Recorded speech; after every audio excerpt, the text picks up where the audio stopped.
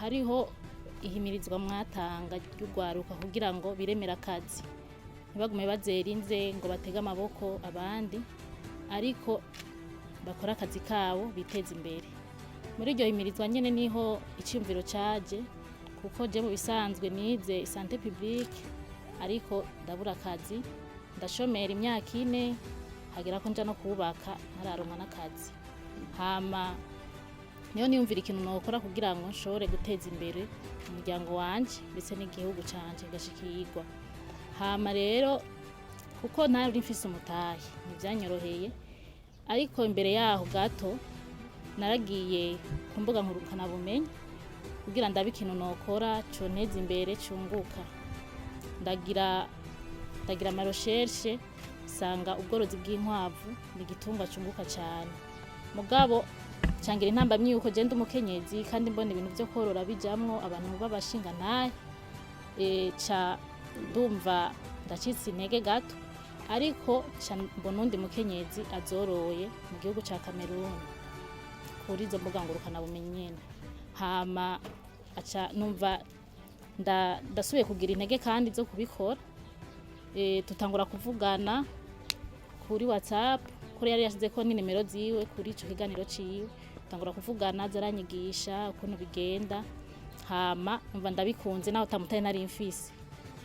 Inyuma yaho niho natanguye kwiyumvira kuno noronka umutahe byaragoranye cyane canja ku muntu yaradandaza amasakoshi nkatora ideni nkaja kudandaza nkamuzana amafaranga yo mu nyuma nadandaje nkasigara nayo wanje. Amafaranga sinajya yose narabika nkaja no mashirahamwe yo kuziganya no kugurana. Hama tumaze kugabura ijyambere ko nari sico ciyumvira canangura kugura ibikoresho buke buke hari mu mwaka wa 2020. Hama giye kandi tugabura ijya kabiri ca ndaja kurima ibigori bimaze kwera ndabigurisha cangura kandi ibindi bikoresho. Mugabo nyuma ntivyanyoroheye gato mbona mengo birahagaze amafaranga arabuze ariko sinacitse intege. Umushinga nayo wanje no yabonye aho ngejeje acarana fata mugongo aranterera n'ubundi nyene bikorwa ntivyahera acasigara inga ndende niyo nafata credit fata ideni muri microfinance. Hama ca ndubaka ndaheza natangiye kubaka muri 2020 bica vyuzura 2022 mu kwezi kwa kabiri nace ntangura korora rero ndabimaze mu mwaka. Uravye wewe watereye ko nkwavu zingahe? Tanguje inkwavu 60. Bahereye kure none ugize iyo wahera nko utanguje 60 mutahe warababa nk'imiliyoni zingahe? Umutahe wo kubaka amwe n'inkwavu zose birimwo byatwaye 8 miliyoni. Ibyo watanguje wakubwira ngo abikugurire byose abitware wa mwaka ngahe? Yoma menshi gose yoma menshi kubera urabona ko ziguma zunguka noba mpomvye ahubwo sinabigurisha.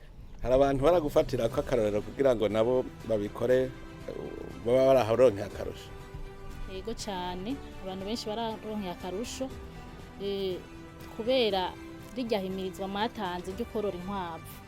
Nukuri ndabashimiye cyane naho isoko yavuye nyinshi abanyagihugu baravyijukiye cyane gose baraje kumushorera izo korora n'abandi bagura izo gufungura kandi n'abaronka akarusho anga mu kibano hariho abakenyezi nahaye inkwavu abakenyezi 10 nanditse 60 nzohereza inkwavu mu kugira ngo nshobore gutera imbere kuko uri mu entrepreneur kugira ngo ushike kure ukorana n'abandi.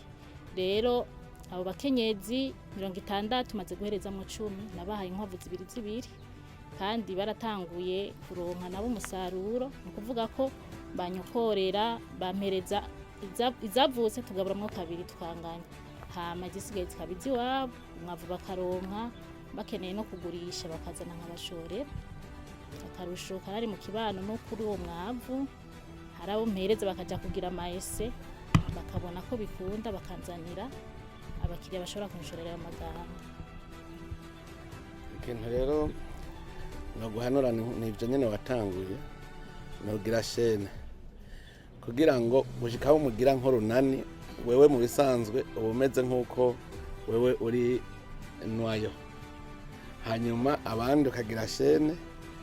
Mu nyuma rero kuko turiko turabingire tuzogira ihinguriro, gusa dukeneye yuko mu minsi iza ata muntu yoba akija kugura urukwavu waguze inyama, ahubwo dushaka yuko bashora barya bakongera bagashora, hama kubera ata n'umwe azoba aja kugura tuzoca dushora hanze. Rero dushaka kuzogira ihinguriro, ico gihe kugira vyorohe, nk'ubu wewe ubuze uti hariho abantu nk'200 bari iwanje, ku buryo nko mu ndwi mushaka kuvuga muti cyane mu kwezi ukavuga muti mu kwezi tuzoshora nk'inkwavu nk'500 cyangwa 1000, kabuze uti ukwezi dushora 1000. Nukuvuga yuko mufise benshi mufatanye mwese, mukamuvuga muti tuzoba twegerageza ingahe, wowe wawe hazova 10, nawe wawe hazova 5, nawe wawe hazova 20, nawe wawe ku kwezi. Nk'ukwezi guheze rero uba wazegeranije, hama bakaza kuca bazigura. Ico gihe rero urumva bararonka amahera, bakongera bagafungura nabo inyama muhira, na niyo ryo hinguriro naryo rica rishora hanze, ugasanga ya mahera y'agaciro araza. Uravye rero abo mumaze gukorana, mbe yibahaye izo zibiri ntuzeye isuguru nayo ubahana n'isuguru canke baguma baza kwimisha iwabo? Muri abo 10 nahaye harabona ahereza izivyara zibiri, nabo nahereza imfizi n'ivyara, kubera babana mu gace kamwe. Ukeneye imfizi aca agenda kuri mugenzi we akimisha, kuri abo batagira imfizi. Ni vyiza cane ukubandanya neza uwo mugambi, kuko hariho n'uwundi yanyandikiye ambwira yuko agomba kuzogira guhingura amaganga kugira ngo avemwo ifumbire, yongere avemwo n'umuti wica udukoko two mu biterwa. Nagenda ukeze ko wihaye akazi n'imiburiburi umuntu wese yofuma hakazi wenyene, aho abantu bavuga ngo n'abashomeri, barabonye yuko ubushomeri ari twebwe nyene tuburema.